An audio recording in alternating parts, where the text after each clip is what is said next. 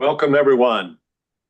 Edward Joseph here with the Foreign Policy Institute at Johns Hopkins School of Advanced International Studies here in Washington. And I want to welcome all of you, welcome our in-person audience, and those of you watching online to this very timely event on Serbia's worsening crisis. Pozdrawiam sve gledaoce u Srbiji I u regiji. I welcome all our viewers in Serbia and in the region. And of course, I extend a special welcome to our panel of esteemed experts, academics, and activists, led by my friend, Dr. Dusan Janjic. Dusan, welcome. Pozdrawiam. Great to see you. And Dusan is joined by his colleagues, and we have them in alphabetical order. Ivan Miletic, Dr. Katarina Jovanovic, we have Dalibor Petrovic, and also another professor, we have Katarina Popovic. Welcome, all of you, and special welcome to Dr. Popovic joining us from Algeria. So thank you so much, Katarina, for making that effort as your other panelists join us from Serbia.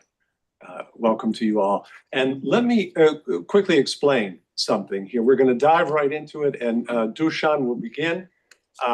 He will address the non-paper, followed by Ivan, who will talk about the security situation. Katarina Jovanovic and Dalibor Petrovic will then discuss the sources of this crisis.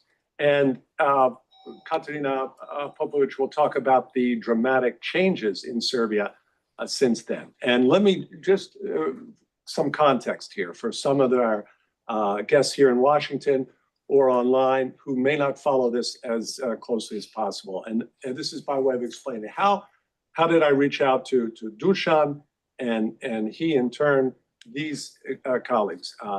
There are many outstanding experts, academics. I know some outstanding political scientists in Serbia. How did we come that I specifically reached out to Dusan for this timely event on Serbia's worsening crisis? That crisis began, this phase of it, almost a year ago. It's coming up on a year. On November 1st of last year, the canopy of the train station in Novi Sad, that is the exterior portion of the roof that extends out towards the street, collapsed, killing 15 Serbian citizens, tragically. A 16th later died of injuries, and of course, many others were left severely injured. And this started off protests, initially on campuses of students. These protests since have mushroomed into a movement, a broad movement. And unlike prior protests, which have been significant, that Serbia has seen at various times, these have not fizzled out. They've sustained. And in turn, even come to protests, mass demonstrations in Belgrade, also in Novi Sad, of a mass number. In Belgrade, hundreds of thousands of Serbian citizens have come, both in March and then again in June, to mass protest events. And the question hanging over all of this, as the government has struggled to respond, and as a crackdown has begun on protesters and on the media, as this crackdown has begun and as violence has increased, the largest overhanging question, of course, is how does Serbia get through this crisis? And I am very pleased that Dr. Dusan Janjic and his colleagues on this ad hoc expert team made the effort to try to draft a serious, professionally drafted, restrained in tone document a month ago, this non-paper. This is the term that they gave us. They even gave it a very non-provocative name, calling it a non-paper, suggestions, but insightful ones, concrete ones, to try to answer that overarching question. And before I turn the floor over to Dusan to bring us into the current situation and describe how serious it is, including what some people fear even Serbia could slide into civil war.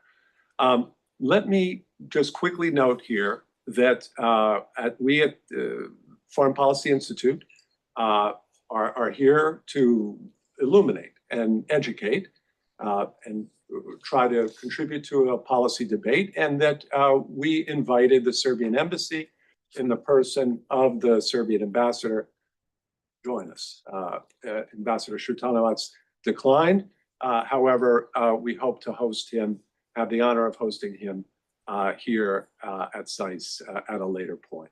So with that as introduction, Dusan, dobrodošli, izvolite.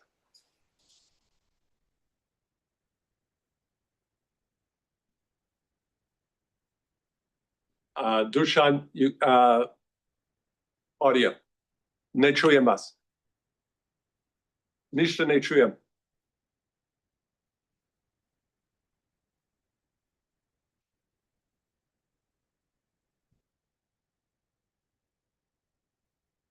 Ne čujemo ništa. Now? Yes, yes. Now is much better. Okay. Yes. First of all, thank you for this opportunity to talk with you and together with my colleagues in these so eminent institutions like Johns Hopkins University. And thank you for the new, I would say, ticket emblems, which I will buy in this moment. From this moment, that all stories with Ana Brnabić and others will be added the new element. I am CIA guy. Be careful. That's meaning if you are discussing something with somebody outside of the country, you must be engaged for some intelligence agency. CIA is the famous. That's first. The second is just to finish with the story, with the incident, I could say, with Ana Brnabić, which is incident for them and from history, but with a really serious, we could learn some lessons from that. First of all, just facts. A dozen public officials leading by Ana Brnabić, including ministers, state secretaries, and special advisors for security and defense are engaged together with two so-called publishing house, TV stations, which are basically making some kind of para-security and para-informal businesses following our private communication. They engaged so strong, number of people, and for just to say two things. The first one, that basically finally they discovered who is on the top of the colored revolution. Because they like Russian language, I be said, Svetnaya Revolution, meaning I am the guy who is leading colored revolution according to the Ana Brnabić people. Secondly, what we are promoting, all of us, basically we are promoting chaos, we are promoting terrorism, and we are basically want to bring foreigners, including Americans, why not? Without Americans, not any serious trouble-making situation, involve them just to remove for the power Aleksandar Vučić. Which lesson I learned from that? The first one, we really targeted the weak point of that policy and that government. If they're engaged, so many people, so energy, that means that we are right. What we are right? We are right when we are trying to, to give the documents that the government is the part of the crisis, that the reaction of the government is basically deepening the security and stability of Serbia, instead to work as the other governments to manage the control. The last lesson, it's really important. It's basically putting question, is today's government really able, it has a capacity to managing the crisis in Serbia? And just to say one personal thing, don't worry, I'm public enemy of Serbia, meaning a colored revolution will be defeated, but I'm one of the millions of the people who are on the same way proclaimed as the enemies. About this today's situation, we have the deal among the team, because we have this evening opportunity to listen to some people who are on the front line, both Katarinas and Dalibor, in some way, Ivan also, they're on the front line, and for that they will respond on the first part of the questions. I will just generally say that for me, from my opinion and knowledge, through my experience, today Serbia is basically faced with one of the biggest internal crises. Basically, it's faced with possibilities that escalated one serious internal security crisis, including armed conflicts and the violence just started, police violence and other. Ivan will talk about that. But we are risking now really the civil war. The civil war was basically in which will be involved incompetent government with the many paramilitary units which still exist, which are engaged in the violence against the citizens. That's for me is the alarm, not only for the citizens of Serbia, it's also alarm from the region and must to be alarm from the other people and the countries which are involved in our crisis. That's first. About non-paper itself, we tried only to initiate the discussions, dialogue. In this very moment, there are some reactions, especially private reactions in some media from the ruling parties, socialists and others. They are interested for dialogue, this kind of dialogue, for some mechanism in which they will discuss about the future, not discuss, in which they will make decisions about the future. I must say that I'm sure that majority of the citizens of Serbia, and surely the people who are on the front lines, are for the peaceful solution of this crisis. They are dreaming extraordinary elections. But one element just with that story, because it's not in our sharing or division of the work is not my business, but I will say something for myself. I will now use the one, definition, which is from theory. We are facing with a really uprising of the citizens against the authoritarian government. That's first. And that uprising is basically, looks me, according to my experience, I'm a young guy, but with a really rich experience from Poland and other, it looks like and the general people's movements.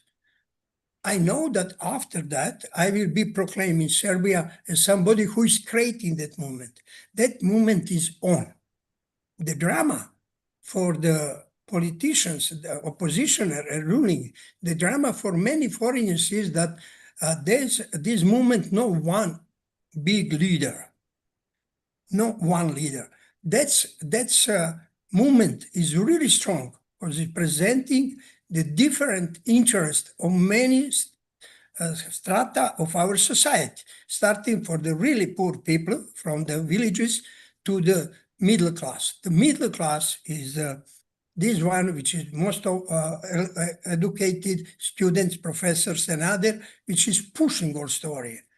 That's if we have something like this, and if we have reality that the government is not responding, as you said in your question, not responding in appropriate way.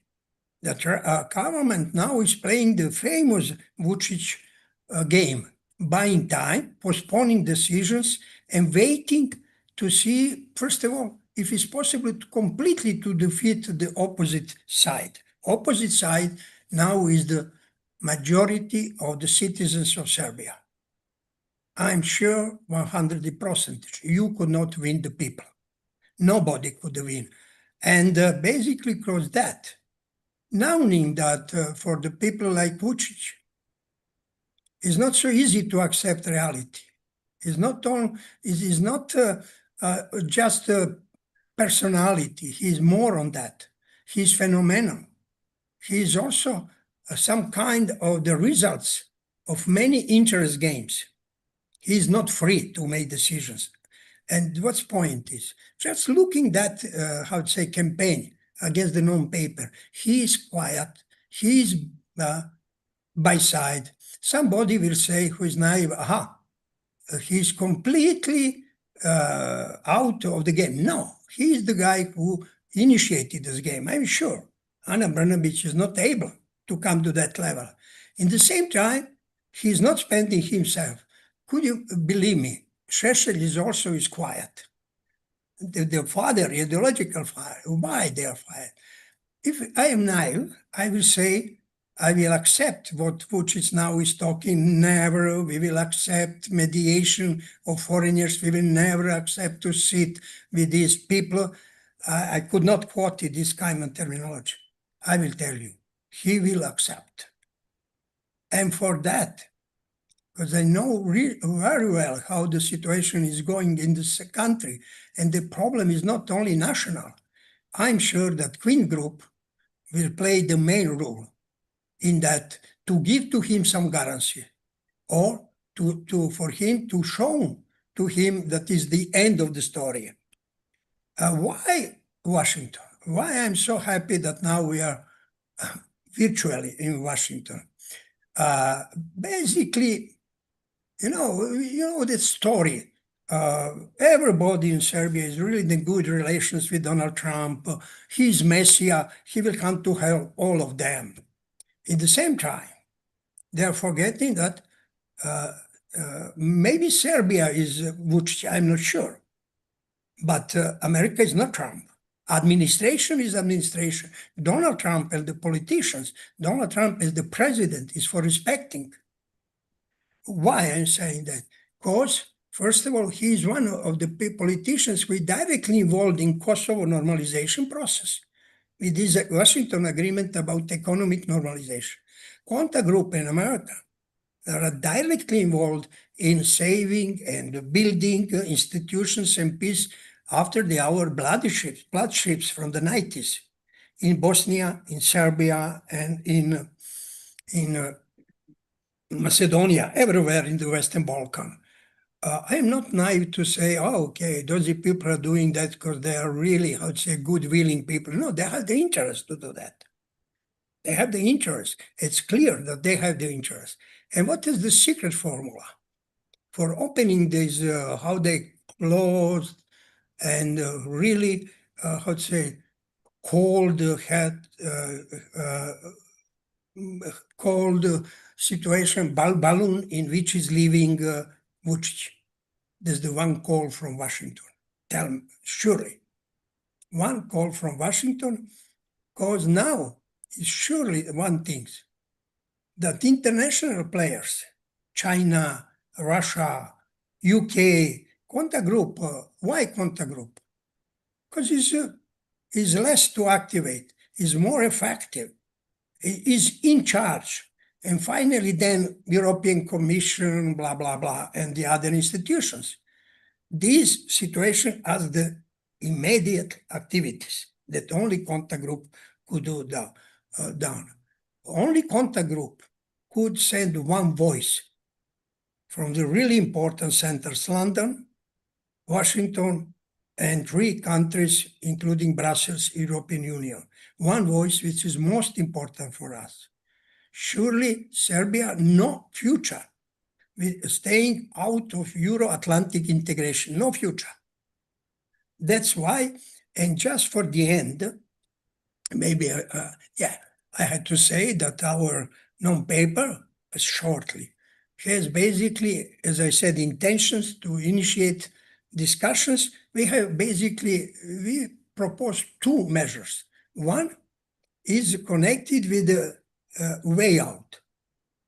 Way out is the momentum of when we have started to discuss and to establish one round table, or does not matter, one other mechanism. We just name it that as the round table for normalization. That's our goodwill, that somebody will like to normalize Serbia, and that is really possible to normalize Serbia. But the name is not so important. Important is that mechanism, establishing of that mechanism is the process facing and solving the problems.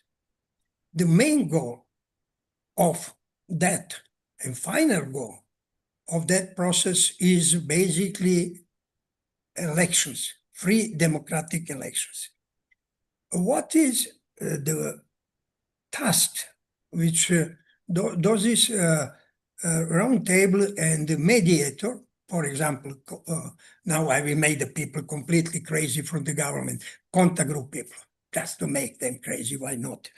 And that's why basically their task is also bringing people for the process, and not only sitting few days on the round table in some barrack.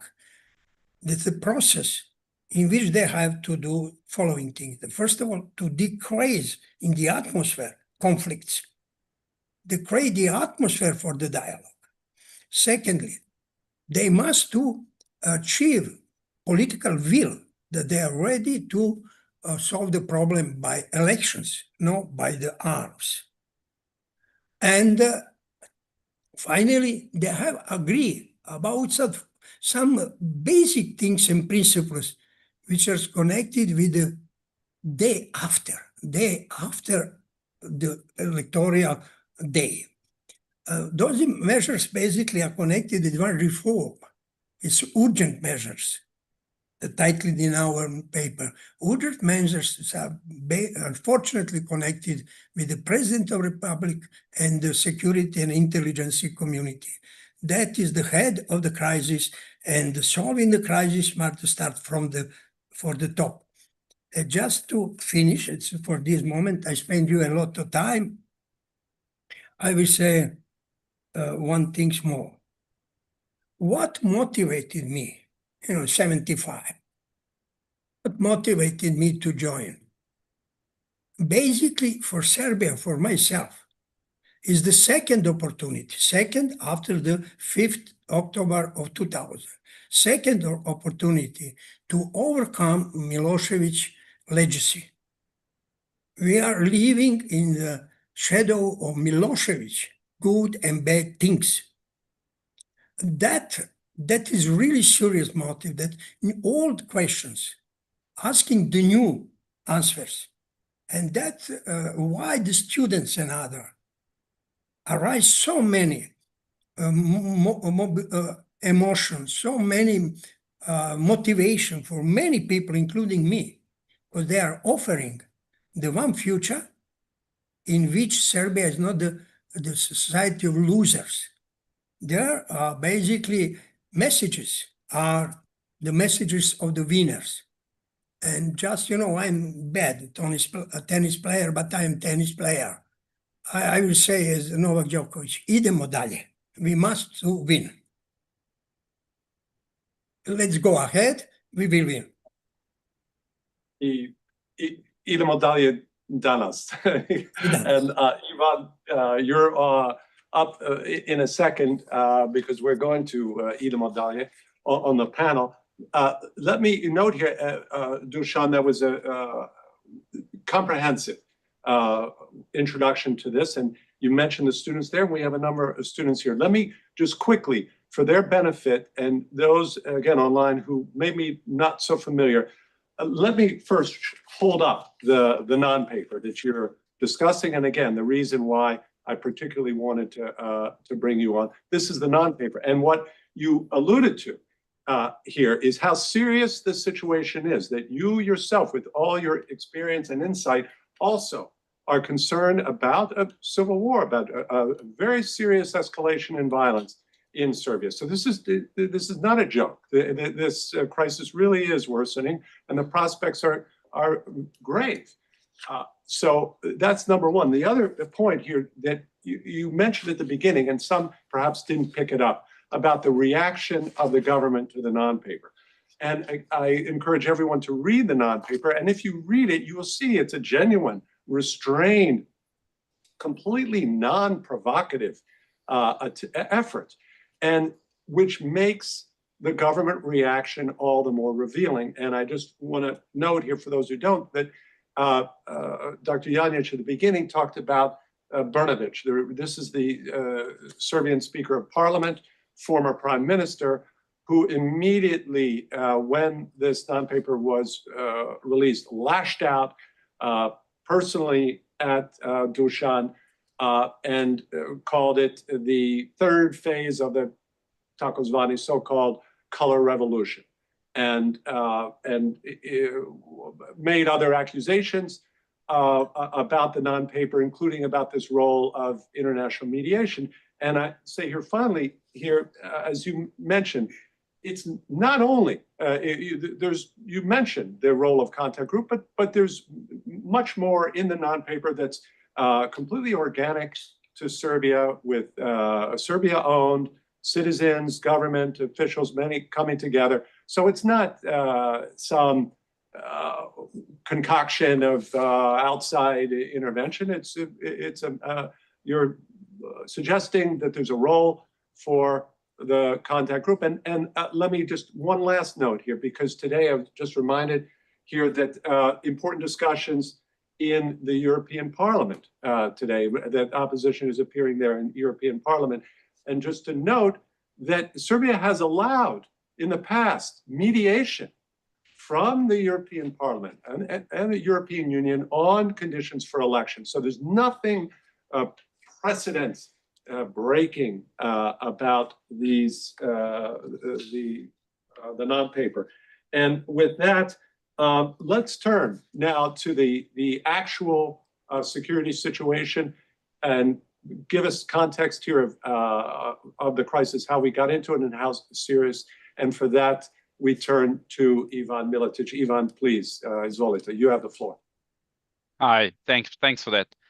You might hear my bit of an Australian accent in my English. That's because I lived 20 years in Australia, from which I actually worked 10 years in Department of Defense, Australian Department of Defense, which is unusual, being born in Serbia.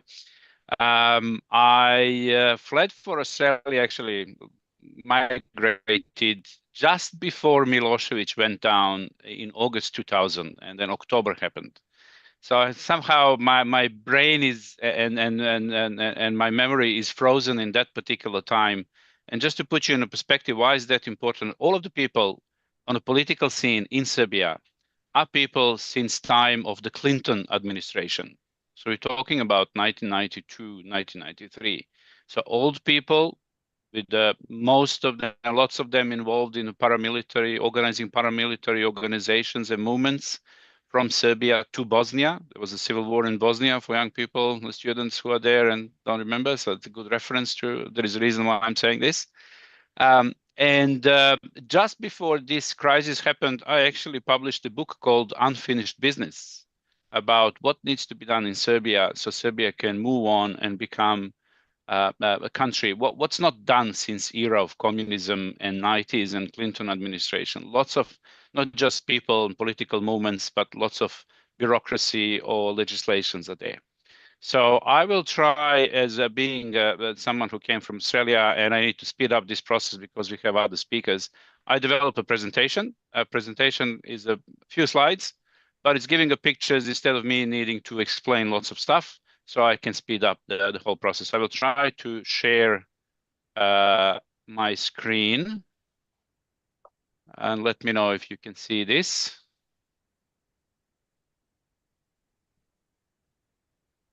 Just, there we go. Yes. So you're there? All right. Yes. So this is my presentation. The picture tells enough, apart from me being there. This is from, I believe, 28th of June protest in Belgrade. And you can see how security apparatus is a bit robust. In front of this beautiful lady, you have so many police officers. They're very brave, and you can tell who's brave on this picture. So there was a question about economy of Serbia. Economy of crisis is economy of the energy. So what I tried to do, I translated pricing of petrol price from, if you go on a petrol station or gasoline station, as you say in the US. So this is the price of how much you need to spend US dollars to buy a gallon. So I have in US, Chicago, purposely, because the most of the Serbian immigrants who live in the United States live in Chicago. So you can see how much you pay per gallon in Chicago, and this is how the pricing in Europe. And then you say, okay, that's fine. It's the pricing is, you know, more expensive in Greece, Germany, Serbia is there. You can say, well, that's good news. But then you say, okay, how much is the median wage? And the median wage is actually higher than the average wage. So median wage in Serbia is on that particular level. So what I wanted to say with this, and I will move to another slide, is this is how much petrol you can pay for a median wage if you are in US, Chicago. This is how much gallons you can buy. And if you're in Germany, and Serbia is on the bottom of the pile. So this is telling you that, as the government would like to say. Why is this important? This is important because the petrol price is influencing regular people, small businesses, micro businesses, startups, which means basically 80% of population. So if you think if you're a regular Serbian guy, you have only that much to move. This is still petrol economy. There are not that many people having electric cars in Serbia. And basically, and especially if you're a young person, you can say, I can achieve this much little in Serbia. And look how much, if I move to Germany, how much I can achieve just moving from one point to another. And if I try to migrate to America, that's much more than what I can achieve in Serbia. So this is telling why young people in Serbia, or people with the families, especially middle-aged men that no one cares about from political side, they see this picture and they say, I can't achieve more. So my point with this is that even the government is saying this beautiful pinky picture about Serbian economy with the big GDP and other stuff, at the end of the day, you cannot buy much in Serbia with your wage that you get per month. But those are the wages per month. So this is how much you can buy gallons of petrol per month. So go to the situation of Serbia. What I would like to focus with this is just on the bottom part. There is a bar which goes green, amber, red. Why is this important? Red is arms conflicts, when someone is using a weapon at a particular situation. And you can see that we did have that on 15th of March, when there was a big protest in Belgrade, and the government or someone decided to release something called sonic weapon against the citizens, against the protesters, when they were very quiet, showing respect to the dead people. You release the weapon, and then they say, no, it didn't happen. We don't have it. Never happened at all. Lots of denial happens from the government side. But what I wanted to say with this slide, if you go and see again from the 1st of November, when it's green, there was a situation happen at the train station, and the protest started, the opposition started to do some moving to amber. There was some, fighting on the streets. Then the government wanted to do something about it. And the breaking point was, there was when students showed up, actually was that Belgrade Faculty of Drama Arts, when the supporters of the ruling political party came in to have a fight with the people, physical fight, with the people who were protesting on the street, showing respect. After that, we had a big protest on Slavia. You will probably hear those Slavia, Kragujevac, Niš are the cities. On the bottom, you will see the students came in. They had lots of student marches all over Serbia. And that actually helped, as you can see, that moved towards green. because the idea of students was, no, we need to have calm, peaceful protests. They did all this marching all across Serbia. Lots of emotions happened, but actually they calmed down the situation. And the government wasn't happy with that.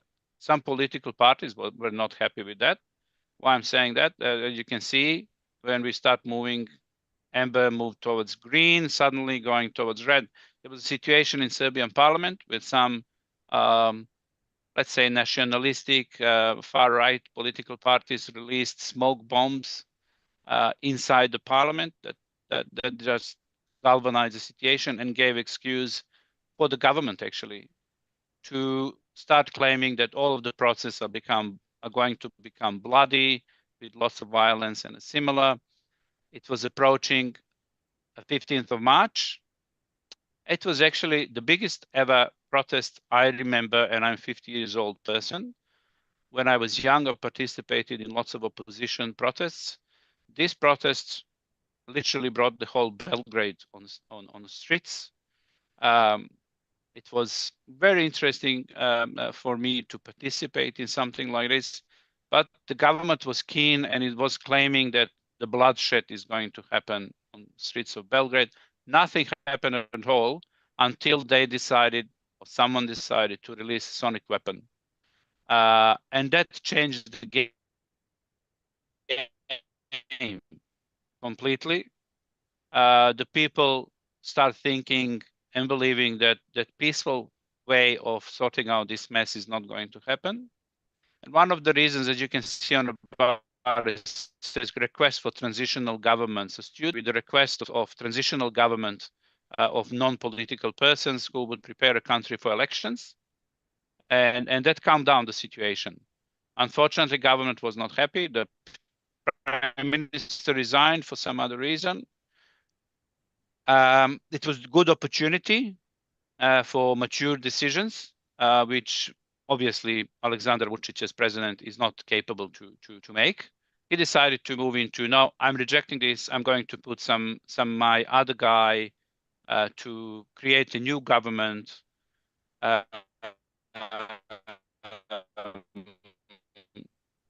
But what they did to municipalities in Serbia, and that also calmed the situation because the students said, oh, okay, elections, but we got some elections. And they made effort to work with people to galvanize everyone to get together. There were two different strategies implemented, but situation did move from to green, which again, it's showing the students always a movement which is stopping down opportunity for conflict. So they calm down the situation. They're very keen on this. They insist that everything needs to be done peacefully. And this is why they have huge support, especially in a female population in Serbia, because they always talk about, we need to finish this peacefully. Unfortunately, elections went as they went. The period was used the something which was basically recommended. Oops, sorry, recommended by. How do I go back? Sorry, you click the wrong thing and then you end up somewhere else. Oh, back. Go back. There you go. Okay, so what they did is they recommended creation of citizens groups across the Serbia, which was good. That created something which did not exist in Serbia for some time, and that is the opportunity for people to participate in democracy. Lots of activism, lots of activist group came out, and that was good.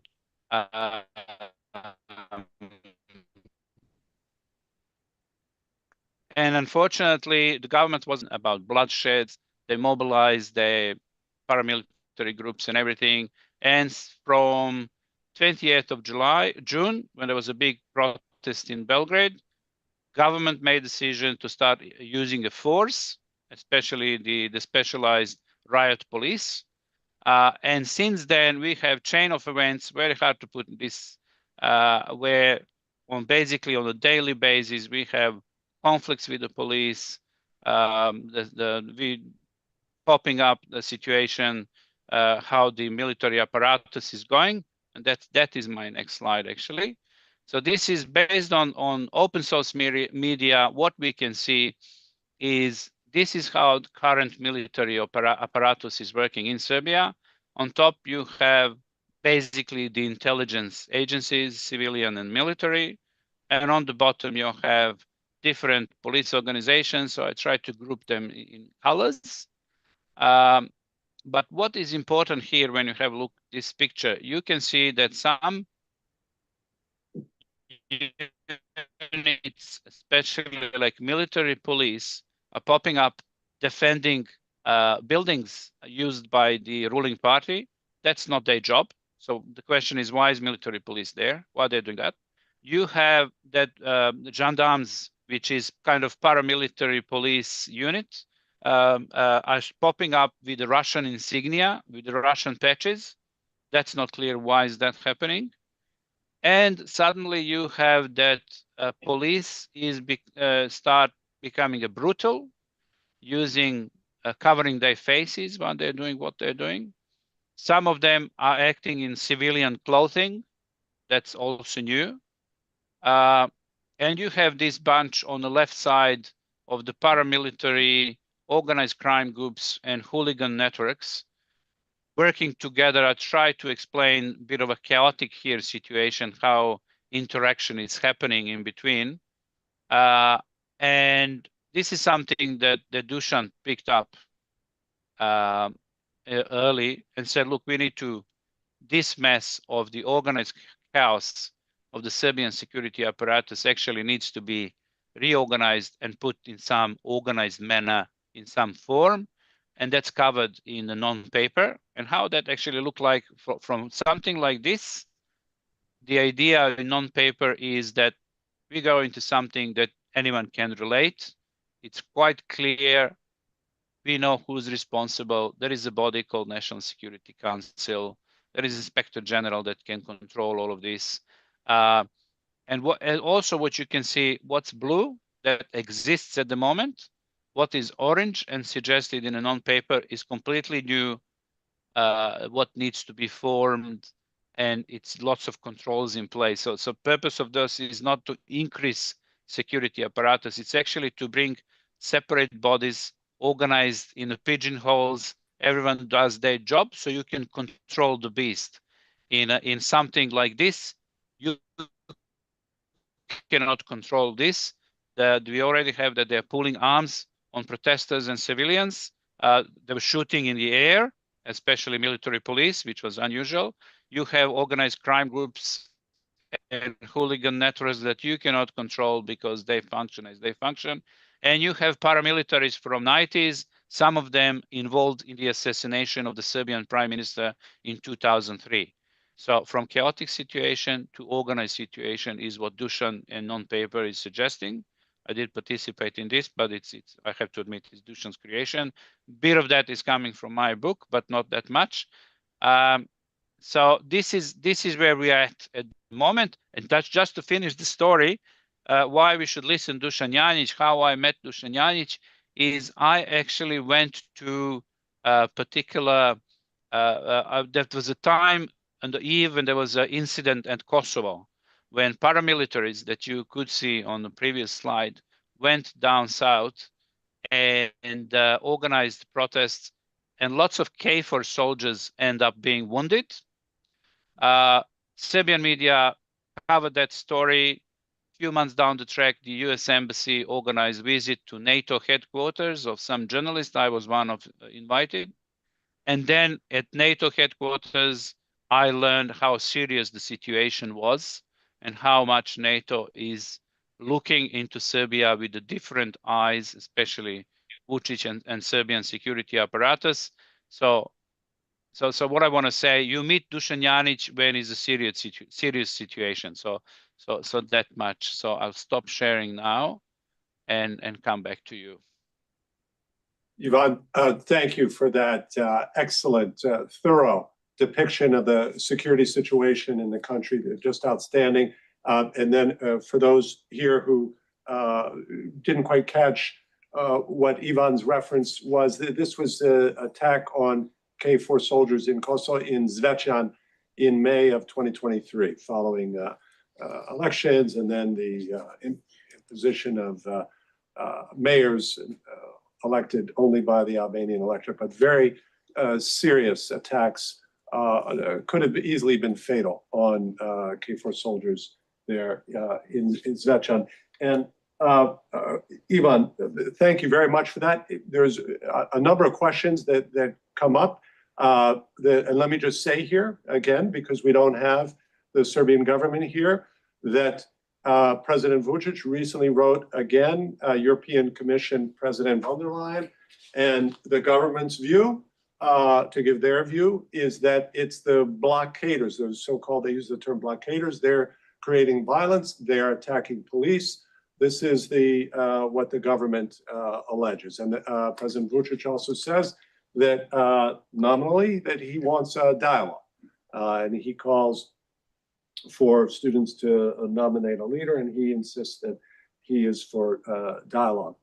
Again, Ivan, thank you. I have a number of questions to follow up about that, but I think some of them will be addressed by our next two panelists here, which are Dr. Katerina Jovanovic and Dr. Dalibor Petrovic, addressing the question of the origins of the conflict, and I'm sure touching on some of these other themes that you and Dusan mentioned.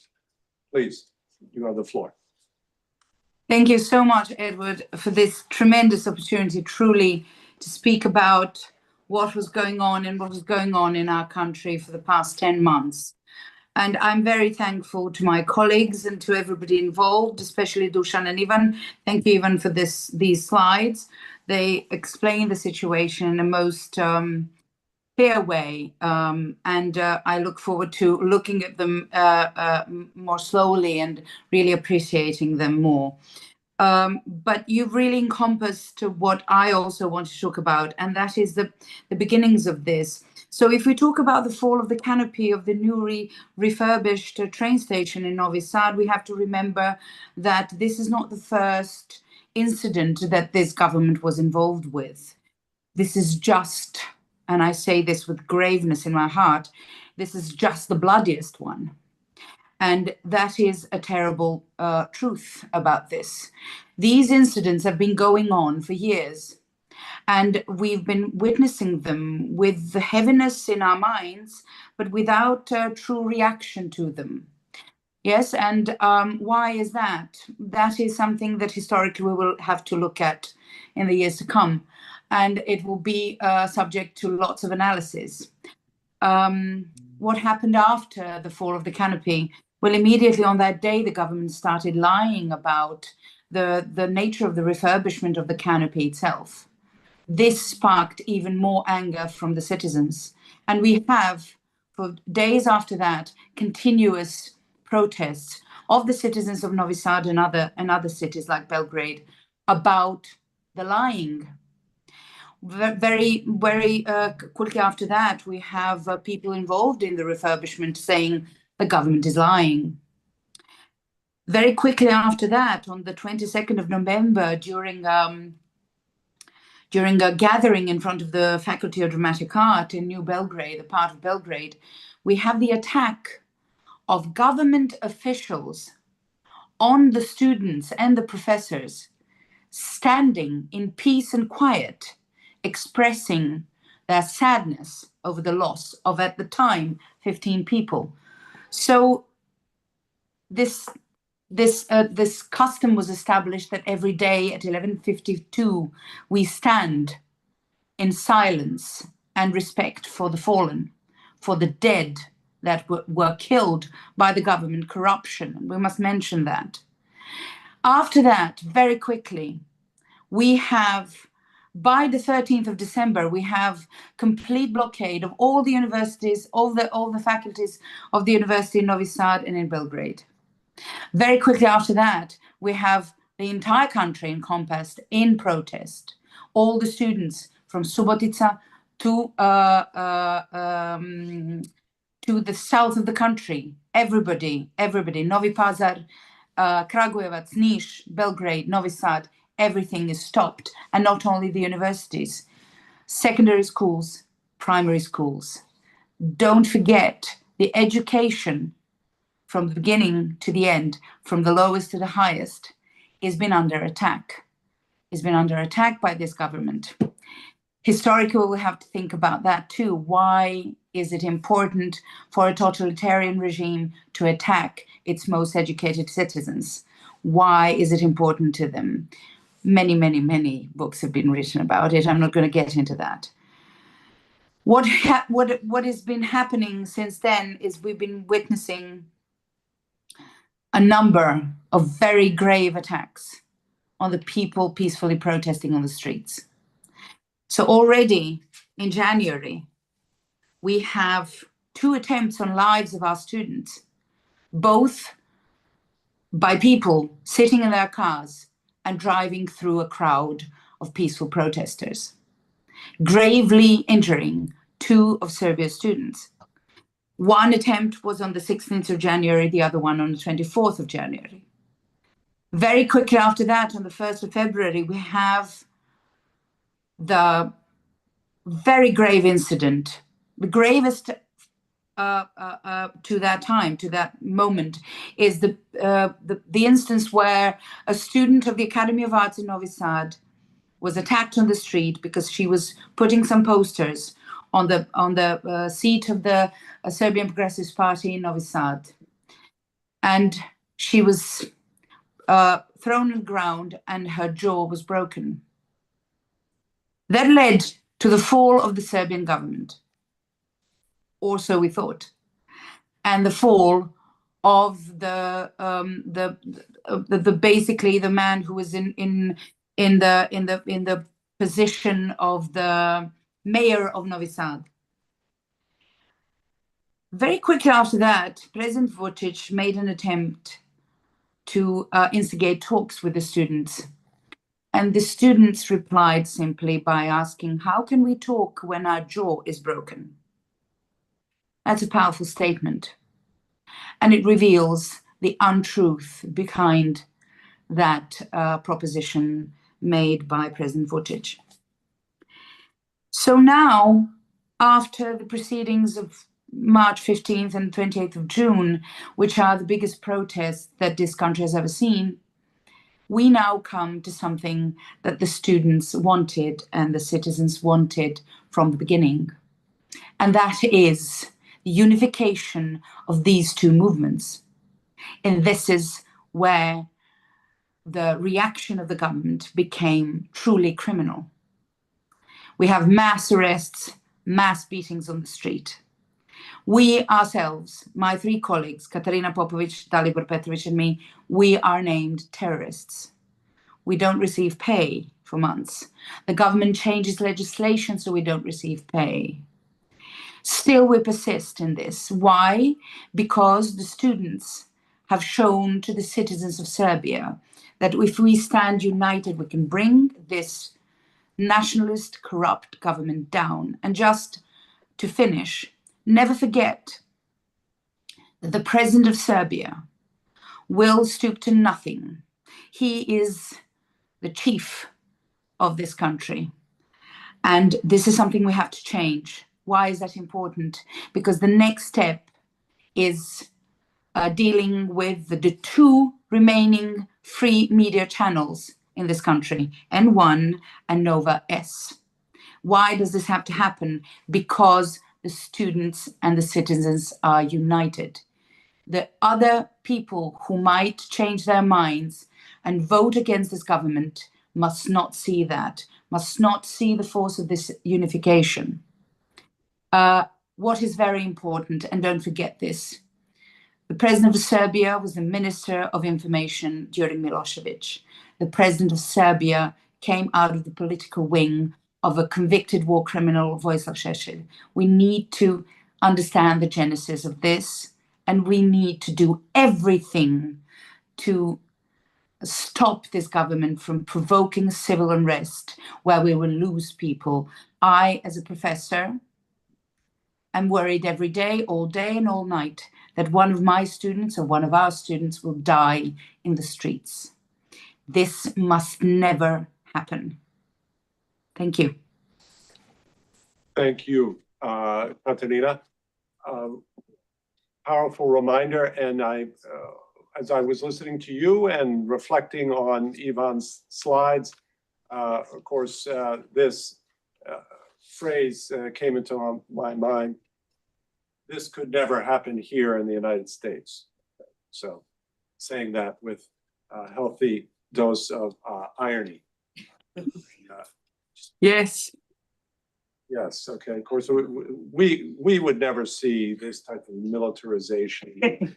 Not possible. But the serious point here is that the developments in Serbia have great relevance, not just for Serbia, but for other countries, including the United States.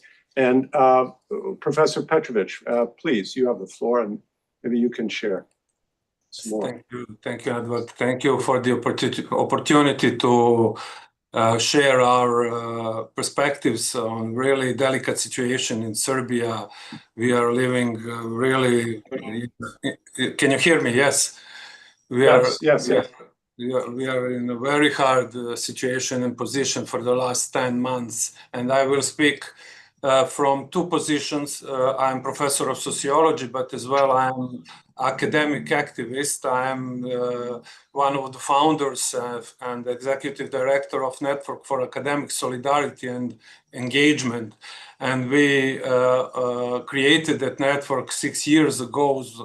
6 years ago, when we realized that space for critical reflection in Serbia is dangerously shrinking, and that we are subjected to attacks from the government for every sharing any critical thought in media or even through our public presentation papers and so on. So we decided to create that network to come together in order to protect, because we kind of anticipate that something like this could happen, and that universities will be in the center of rebellion against all processes in Serbia that we see that are now at place. So my role here was to, I cannot escape my sociological role. So I wanted just briefly to connect what is happening in Serbia today with processes that were happening around the world in a couple of last years and decades. It sounds that I will give a lecture now. No, it will, I need only a few minutes to show you that we are experiencing crisis of political representation in Serbia, and that is situation when citizens have a strong impression that political elites are disconnected from them, that they do not represent them, and that's something that we saw in, let's say, Arab Spring movements, but also we saw that in Western Europe, in Spain, Greece, and many other countries. So what we are witnessing now in Serbia, we can call, or we can define as authentic grassroots anti-government uprising. I insist on authentic because our government want to prove that we are part of some kind of, colored revolution that is inspired from some powerful centers around the world. That is just not true. So we are witnessing anti-government uprising, but it is also anti-establishment uprising. And that is also important to understand, that many of protesters, many students do not make, much difference between Vučić as authoritarian president and some of the leaders of the opposition. For them, they're all part of the same package that should be removed, that should be changed with not just new people, but new political system. So that is important to acknowledge,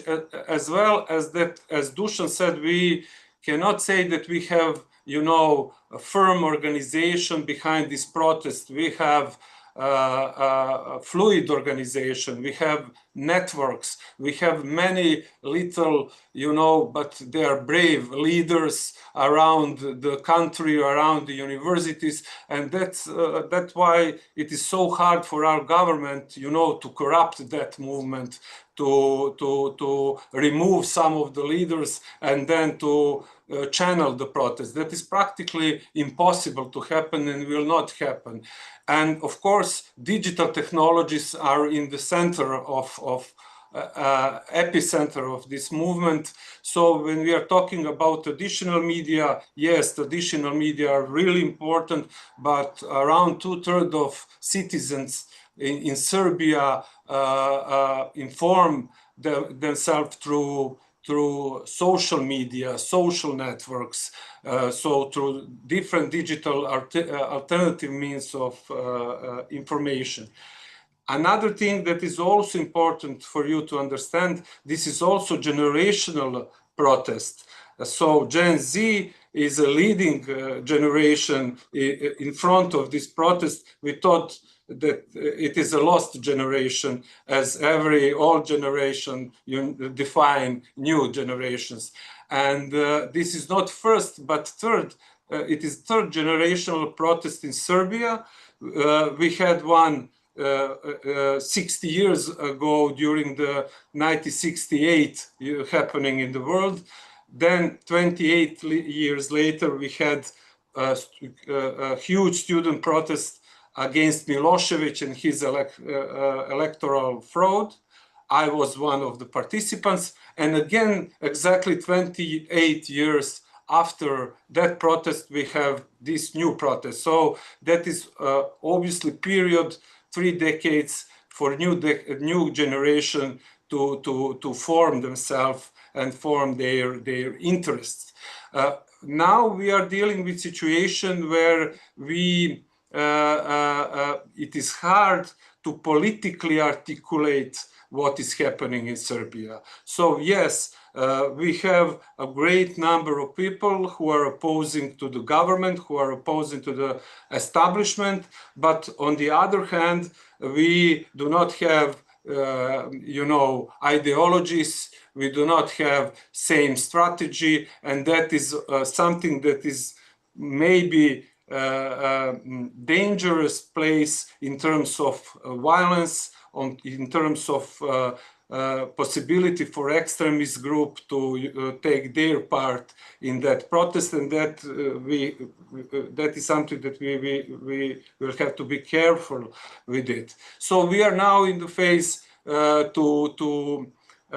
to see what will happen in next months, and academic community is now really important. Universities and professors, Katarina already explained our role, but to mention again, we had really unique situation where all universities in Serbia, all public universities, but we are talking about majority of all universities, supported their students. That's something that didn't happen in our history. We had in history, brave individuals, dissidents from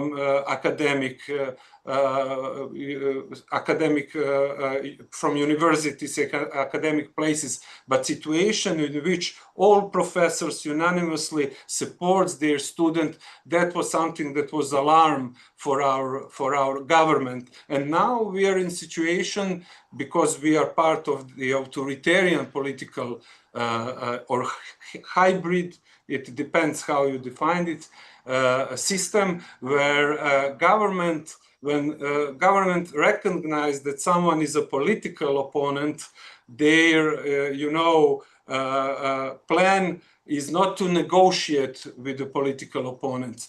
They will do what they did with opposition, and they pretty much silent opposition in Serbia or destroyed parts of opposition parties. Now they plan to do that with university and with our faculties. And that's something that we have to face with in the future, in months to come. I will stop here because I'm sure that we don't have too much time for discussion, and I'm of course open for clarification and questions. Thank you. Thank you, Dalibor. And we're going to try to get some questions here, particularly from students, our SAI students who are here. We're going to move into a moment. And before Professor Popovic comes on, joining us from Algeria, I'm going to slip in some questions that maybe she and others can address. And these, I just want you to know, these came up in conversations that I had when I was in Belgrade and Novi Sad in February, and then back in Belgrade again in June. I just want you to know that some of the challenges and that are made to some of this is that, well, you know, this protest, sure, it's spread, but this is still mainly a middle class and intelligentsia. It's not the real Serbian core, and Vučić still has his base. So this is one point. And I just want to flag here again what the government's position is. President Vučić has said that the protests are weakening, that it's the blockaders, again, attacking the police. And also you hear allegations. It's you saw that Ivan showed some Russian patches. You hear from the government and its supporters that, no, look, the protesters have the pro-Russian voices. Look at the Vidovdan, the June 28th protest in Belgrade. You see, they're the ones that have that, and this is an old narrative and theme that we've heard. So I just flagged those for you. Those some possible questions to think about. And Professor Popovic, you have the floor, please. Thank you very much for the introduction. And thanks to colleagues who have already depicted the situation. So what I will do is I will introduce a social psychological perspective that I believe deeply shapes the political situation and the political mindset. Part of this will be also the answer to these questions, I hope. So the protests in Serbia are massive and persistent, but their importance cannot be measured by numbers alone. And they reflect a deep social crisis that has matured under the surface for more than 30 years, almost 14. So for a long time, Serbian citizens lived in a system that relied not only on a political control, but on a climate of fear and resignation. Many people withdrew into silence. It was safer to adapt than to resist. But it's exactly these protests that has changed that. So the protests have relieved a society that has reached its limit and now is expressing itself in the way that simply cannot be ignored. So this is why I call this protest a form of catharsis, a deep emotional transformation. For several months, you could see people massively crying on the streets during the protest, in the remote villages, on the countryside, massively crying, really a type of a catharsis. So after years of pressure, this accumulated frustration has erupted, but not only as an anger. It has come out as an emotional release and additionally as rediscover of dignity. I think that's also the word that we should use, dignity and proud. So fear is being replaced by courage, passivity has been replaced by determination, and isolation by a solidarity, massive solidarity. So, and its citizens have begun to act as the political subjects. So this transformation is not just institutional or strategic, it is psychological as well. And it is about unlearning the habits of submission and learning again what it means to speak and to act freely as a citizen. So for years, students, academic communities were told that their voice did not matter. They did not matter in the society and that politics was hopelessly corrupted. Yet it is precisely they, academic community, who have given the protests the moral clarity and their presence on the streets and their capacity to organize, to persist. It has restored something that is rarely discussed, but deeply important, national pride. So ordinary people, common people, workers, parents, retirees, they have suddenly felt that they are part of a nation that resists injustice rather than accepts it. Symbols that were once monopolized by the government, like the flag, the national anthem, the tradition, they have been reclaimed by students and by protesters. For many, this was the first time in years that national symbols did not feel like instrument of nationalistic propaganda, but authentic expression of belonging. This recovery of national pride has given citizens the sense that they are again on the right side of the history, part of the collective that can stand tall rather than bow down. And it's not about nationalism in a narrow sense, it's about dignity and ownership of one's political community, gathered under the flag of anti-corruption, responsibility, respect of the law, respect of the constitution. So a kind of a catch-all movement, including both left and wing and so on, but committed to the same values. And of course, the government has responded with its own narrative. And you just mentioned, Edward, that in August letter to European leaders, President Vučić insisted that protests are shrinking, the organized violence by demonstrators increasing, the police, at the same time, the police officers have remained restrained. So this framing is, of course, deliberate. And we know that authoritarian systems, they know when they can no longer suppress the events, they must redefine them. So by portraying citizens as violent and the state as patient and police as patient, the government seeks both to justify harsher response, violent response at home, and to reassure its partners abroad, now I'm also addressing our audience, that nothing serious is happening. But the reality is opposite. The violence has grown precisely because the state feels its controls slipping. Police escalation, selective persecutions, smear campaigns against non-government organizations, pressure on independent media that my colleagues have been talking about. These are not signs of confidence, but of vulnerability. A secure state does not fear its students. A fragile state does. You just mentioned that I'm connecting from Algeria. The reason why I'm Algeria is because Algeria government, although not the most democratic one, they still believe they need experts, academic community in order to reform their education. For the Serbian government, education, academic community is the biggest enemy. So what follows from this? First, that even if the protests pause or slow down, the change they have produced will not disappear. Once people have acted without fear, once they have felt the pride of standing together under their own flag, they cannot be convinced again that silence is normal. The memory of that freedom remains and it reshapes expectations for the future.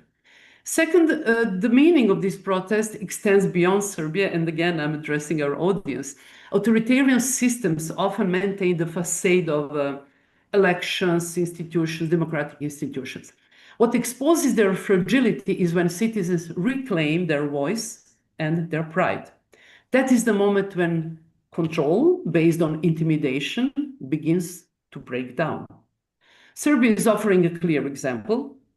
Democracy is not a ritual every 4 years.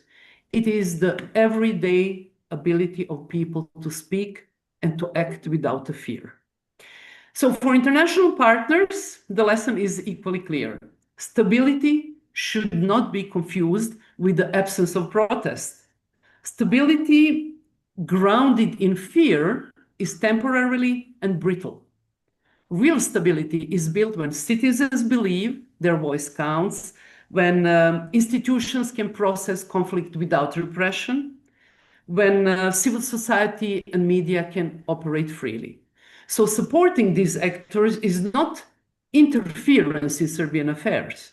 It is an investment in the very forces that can transform society from within.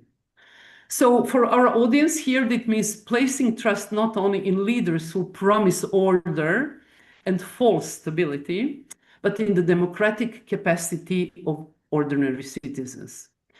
And maybe for students in the room there, the lesson is that your peers in Serbia have shown what it means to create political space where none seemed possible.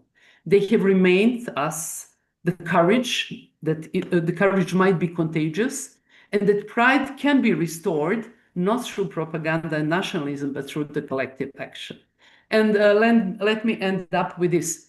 The protests in Serbia are not simply a struggle against one government. They are the moment when a society, after 13 years of repression, decides to breathe again. They are a catharsis that combines anger with dignity, fear with pride, and despair with solidarity. They are about relearning what it means to be a citizen and about recovering the pride of standing together as a community that refuses silence. And once that lesson has been learned, there is no way back. Back to you, Edward. Oh, Katerina, thank you so much for that. Just outstanding, all of you. I really am so impressed. Such clarity, cogent depiction of the situation, and also one where you confront some of the claims that are made and address them very clearly. And you mentioned there, Dr. Popovic, about how this is a student-led movement.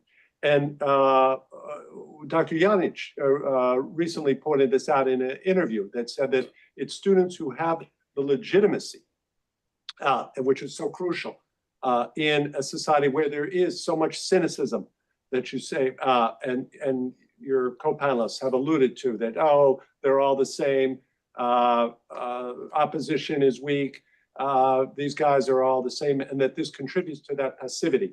And then this cathartic process that you're talking about is the reverse of that, and it has been, as you say, student-led. I had the privilege to visit both in Belgrade and in Novi Sad, in particular Novi Sad, to go inside and to see how the students have really taken this on and how they take on this responsibility very seriously. So with that as inspiration, I'm looking here to our audience at Johns Hopkins SAIS in Washington, and looking to our students in the time we have remaining, instead of me asking more questions, who from our student body, and please give your name and please, sir, go ahead. Sure. My name is Zach Weiss. I'm a second-year master's student here at Johns Hopkins. I think several of you mentioned that civil war is a fear, or at least a possibility. It seems to me that for that to fully be realized, any authorities that have control of force, whether that be police or military, would really need to turn on the government. I'm wondering if that assumption is correct. And I'm wondering if it is, if there have been any specific indicators that show that is a real possibility now. And if that hasn't happened yet, what you would want to look for to see if that will happen in the future. Thank you. Okay, great. Who would like to take that? That's security related. And so either Ivan or Dusan maybe address that. I don't want to preclude the others, but please. I can try if Dusan is okay, or Dusan, you want to go? Yeah, okay, let's go. Just but briefly, so we are a society that has a living memory of civil war. And what we know, I was how old I was. I was 16 or 17 years old when Yugoslavia broke apart. The similar was with Soviet Union. When societies like this collapse because they rely on decision of one person, that happens overnight. So it's not a process. The process is already on. So we have 1 year of protests, young people saying something, no one is listening, the old people coming, their parents are coming, no one is listening, frustration is building up, and the government is bringing the force.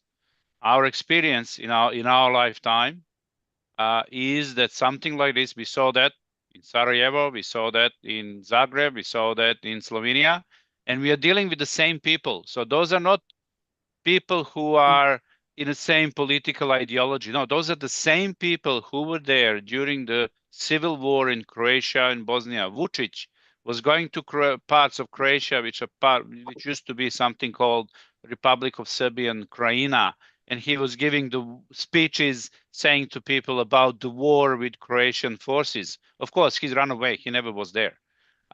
He was a minister of information during a NATO bombing in 1999 during the Kosovo. So even Mr. Dačić, who is the Minister of Interior, was a PR to Slobodan Milošević. So we know the people. It's not the thing. What we can see, this is not different from what happened in Slovenia, Croatia, and Bosnia. And this is where we, as smarters or people with experience, can say this. Dusan has much more experience than me. He was an adult person. I was a kid when all that happened. He can probably add more on this, but this is my answer. May I just add it? When I was mentioning possibilities of the civil war, I had in the mind Peru, Venezuela, Mexico. Why? Now this narco network is so widespread, in Serbia also. It is not only national, it's the Balkan, so-called Balkan organized. Basically, you don't know who is on the top. We know only that for example, drugs, cocaine is coming in Serbia from the first hand from Peru, or the second hand from Venezuela. What the risk is that basically weak institutions and the leadership, which is now using some of the paramilitaries, which are engaging the narco dealers, so-called the football fans.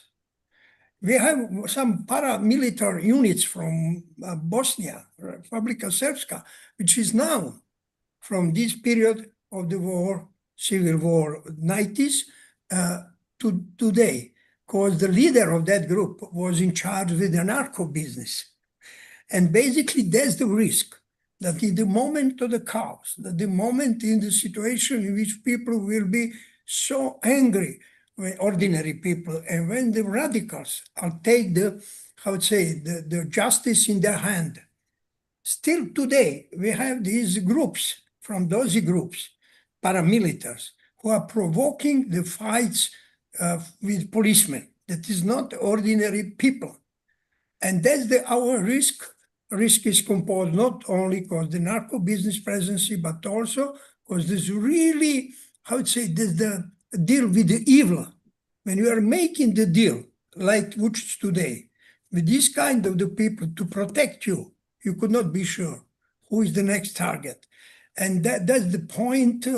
And I think there's something what is basically obliged also NATO and others to act. Because those people, as I said, cooperating around the Balkan. And just to finish, we have the different kind of civil war, internal wars. I was mentioning exactly on that, meaning will not be the conflict on the interethnic lines. And there's the huge achievement of the students' movement.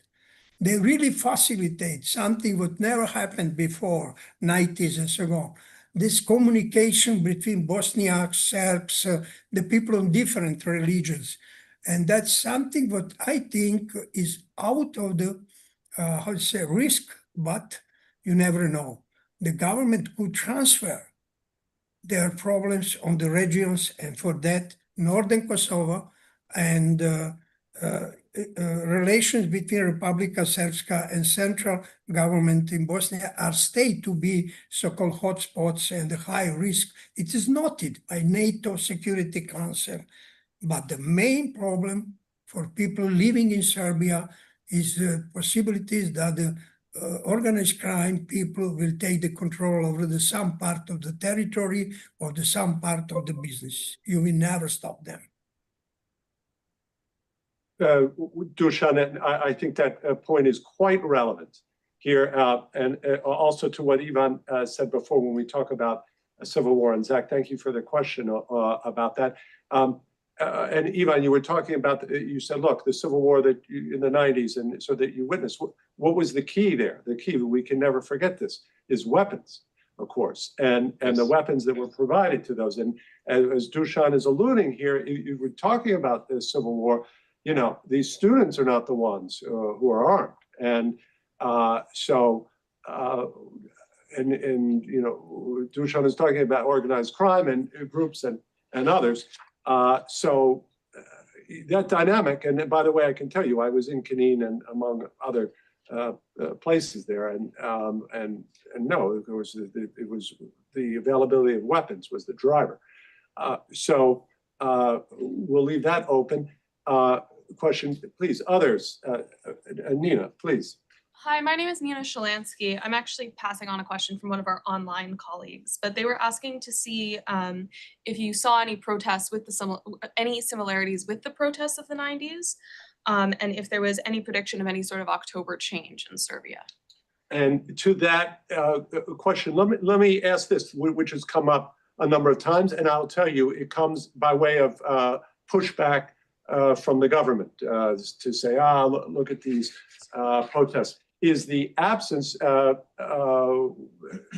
Popovic mentioned that Serbs have reclaimed national symbols like the Serbian flag.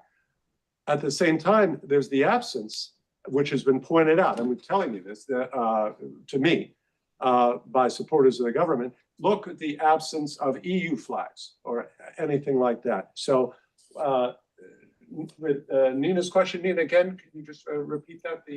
Yeah, it was a question of if there's any similarities that we're seeing with the protests of the 90s when the Communist Guard was changed, and if there's any prediction of October change in Serbia. I see. Okay, who would like to take that? Maybe one of the others, either Katerina Jovanovic or Dalibor Petrovic or Katerina Popovic, please. Go ahead. Okay. But you start, Katerina, and then I can continue. Well, I will just speak to the fact that about this comparison between the 90s, the protests of 96, 97. I was a student then, and I was obviously very active, really extremely active in those protests. And I see some similarities in the energy and the determination and the reclaiming of the pride in its core of what the political activism is. And that is something that happened in 96 and 97. And this is something that is happening now as well. And I really think that that is key. And Katarina has spoken to that so brilliantly. And that is what I see as a similarity. The rest is very, very different, because we have to say that now the students are brought up in this atmosphere of politics being something corrupt, something dirty, something horrible to deal with. They're very reluctant to get into it. And they didn't get into this because of political reasons.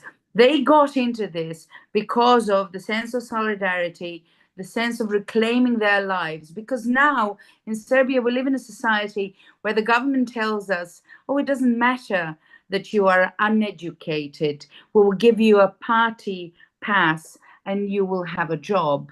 So all of us that are not members of a certain political party which is in power, we can have all the qualifications, but we will not get there. The problem is when 16 people die as a result of a corrupt government. And this is where it all started, and that is very different. But what I love about this, that it will bring people into a political life in a very, very mature way. It will show them that the politics that they represent is the representation of their moral values. And that is where the key of this so-called cleanliness of the student movement is, I think. But I will let my other esteemed colleague comment as well. May I add briefly? Yes, just quick, but allow me just to say, that, as you've seen on those who've seen the announcement, that Dr. Katerina Jovanovic is a highly accomplished opera singer, internationally recognized. I just wanted to note that for everyone. Thank you, Edward. Thank you. And of course, and please, Dr. Popovic, please. Yeah, two differences. I mean, there are plenty of similarities. This massive movement, this energy, resistance, empowerment of citizens, very important. One big difference internally is that the protests in 96, 97 were led mostly by opposition. In the meantime, political climate changes so much, those protests are led by students. And that's what I'm saying, because we have students in the audience, and this empowerment of students and the mandate, the more legitimacy they got, in spite of deeply corrupted political culture in Serbia, this is amazing. And this is really something that could be a good example. But there is another big difference. The global political climate changed so much. And you probably remember, or some of you remember, that we were shouting and carrying the posters, "Belgrade is world. Belgrade is the world. We belong to the world." Now, I'm not sure that we are delighted very much to be part of the world. We do want to be part of the democratic world, but look how world has changed. Look how European governments look like. So we do not enjoy the support that we enjoyed in the 90s anymore. And also the type of democracy that we had in the 90s and now are completely different. So it makes us quite alone in this fight. But on the other side, this is also empowering. Thank you very much, Dr. Popovic. And again, I welcome anyone who wants to address the question about the absence of EU flags and if that's significant or not, perhaps not. There are other questions. The obvious one. If I may say, yeah, Dalibor, let me just finish because we're going to take one more question from the audience, and then I'll come to you and you can be part of it. Just one, there's a number, but overarching questions. For example, why doesn't President Vučić do the obvious thing that one would do in this situation and go to new elections? Is it because he's unsure about the result, or he thinks it would be caving in to the protesters? But again, it's revealing because it's, of course, the natural and logical step that in a national crisis that one would take. Here, we have in the audience also representative of the media. I'm going to take two final questions. Anna Fratsevir, who's from Ukraine, and then we're going to go to Jovana Đurović. Here's a journalist. Please, Anna. Thank you. Thank you so much for different perspectives for this very big problem. And my question would be particularly about the response that or policy that could be taken by European governments or by the US government in terms of the reaction, in terms of possible actions that can be taken. In no case I want to compare different situations, but we just recently saw how protests in Georgia were so brutal and a lot of things happened. And now we see that the government is still there doing their things, attacking civil society and opposition. So what would be your recommendations or policy strategies, maybe primarily for the European Union, to avoid such a scenario where we have a stalled situation with no resolution at all? Thank you. Thank you, Anna. Jovana. And I'm really gonna follow up on this one. So I'm freelance journalist from Washington, DC. Maybe Dusan remembers me. I was working in Belgrade for Glas Amerike a few years ago, Voice of America. So my question is, what is the reaction to this non-paper you sent to various addresses? First of all, what is the reaction that comes from EU and from Washington, especially having in mind that this administration has not, at least publicly, reacted to this protest, this crisis, this ongoing developing crisis in Serbia. It has not addressed it in any way. So I'm really interested and what is the reaction you're getting from Washington, D.C. to your non-paper? Thank you. Thank you. Please, no, Dalibor, you wanted to jump in? I will let floor to Dusan to conclude this discussion. It's okay, completely, yes. Okay. But Dalibor, if you had a prior remark, please. Yes, I wanted just to add Please, regarding Dalibor, say. yes, regarding EU flags. You know, students here share this feeling that they are left alone. We have strong memories for the period when we were all fighting against Milosevic, as Katarina said, and the whole world were supporting us, you know. But now the impression is that there is some kind of, you know, agreement between, of course, European Union and Stabilocrat here, not to name him, and that's something that brings disappointment among, you know, students and support and the citizens, and we really looking forward to see some sound of, you know, that European Union is really is reflecting with care to the situation here, and we hear that some things are changing now.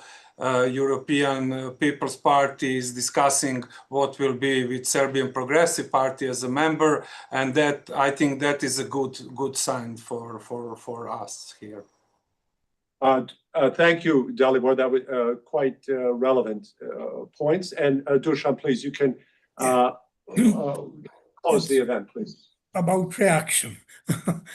Okay, that's something what was expected that at the beginning, not beginning, meaning after publishing the new paper will not be huge reactions, but the time is doing it. And we had different reactions. First of all, we have to know, or you have to know that I sent that papers that made a house in Serbia on the personal addresses on 400 influential people in the world, including states, the personal. That means that those people, if they are not sharing the same opinion, they are ready to seriously discuss and to pursue this idea. Also, personally, I'm so satisfied with reaction. European Commission, one of the European commissioners, some people of the European Parliament, for the moment, European Union is and Commission is it's very bureaucratized. I was not expecting that they will react immediately, but we have the positive reactions because they have also thinking. They had things about some mechanism, European Commission. Before we published the new paper, they were mentioning Stoltenberg and what is the good. They found some personality which is connected with NATO and EU. Also, we have many reactions, I must say, from Russia. Really influential people. According to that reaction, I will provoke maybe the people from other countries to say, Russia is in advance, is better organized for this moment. Basically, the reaction of the people from Russia sent to me and to some people from the government, according to my information, are they to think about the way out, they to think about some kind, I'm not saying round table. That's also many personal reactions. But what we expecting still like this evening, this gathering, to discussions with academics, with experts, with politicians, of course, but our main target, meaning the people who are drafting the paper, are to come to the experts. I have some experience from politics. That's okay. The politicians will come. You know, diplomats, they will come. But their agenda is quite different than the agenda of people from, of the scientists or experts. Sometimes the experts are ahead. of the politicians. And anyway, I am optimist on the one things, not about the new paper as such, but the idea. The main idea, we have to give the chance to the people in Serbia, to their job, to solve the problems in a peaceful way, and finally to build a democratic society, an open society which will have the normalized relations with the neighbors and others. And I'm sure looking for that, I know that there are the companies, that there are the politicians who are promoting the war. The war is business. But in our case, the war is not business. In our case, Serbia case, and the war is just losing time, capital, and human beings. And I will tell you one provocative thesis. I have the really personal communication with one huge multinational, national company, which is interested for securities, cybersecurity, military industry, energy.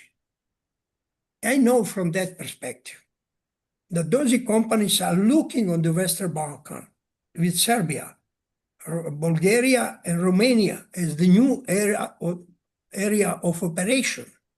In the mind of these strategies is that in Europe are rising two regional powers, Poland and Romania. It's also connected with Russia. And when you have this kind of the companies which are calculated with security risk, you must know that there are something behind. It's not only the raw materials, lithium and other, it's not only the water. Have in mind that the Western Balkan is the fifth on the world by the richness of the water. Plus, bio-vodonic and other, I will stop with that. The main reason is the security reason, because this, part of the globe is on the crossroad of the west, east, corridor 10, corridor 5, and so on. And for that, I'm really optimist. For that, I said, I will finish with that. I'm expecting one call from Washington to Vučić. It's provocative. We'll see. We'll Just see. provocation. Dusan, we'll see if that call happens. Again, thank you. I Your question? don't know of anyone who can disagree with your aim of fostering a way for Serbian citizens to create a peaceful way through this crisis. I don't know how anyone could dispute or disagree with that. And again, I have to point out here as we close that we here at the Foreign Policy Institute, we're here to be a policy forum, to illuminate, contribute to the policy debate, and we do welcome officials from the region as well, including from Serbia and from Serbia's neighbors. So we do hope, as I said at the outset, that we'll have the Serbian ambassador have that honor to host him at some point in the future, as well as other officials and ambassadors representing countries from the region. And it's my honor here to thank all of you, our esteemed panelists, academics, experts, Dusan Janic, Ivan Miletić, Katarina Jovanovic, Dalibor Petrovic, and Katarina Popovic. I cannot tell you how much I appreciate you joining us and sharing in this clear and cogent and compelling way your thoughts about how Serbia might get through what is a worsening and very serious crisis. And I want to thank everyone here in Washington. And again, as I said at the beginning, those watching from Serbia and elsewhere in the region and in Europe. This is Edward P. Joseph from Johns Hopkins SAIS signing off. Thank you very much. Thank you, Joseph. Bye. Thank you. Thank you all. Bye-bye. Okay. All the best. See you the next time. Idemo dalje. Idemo dalje.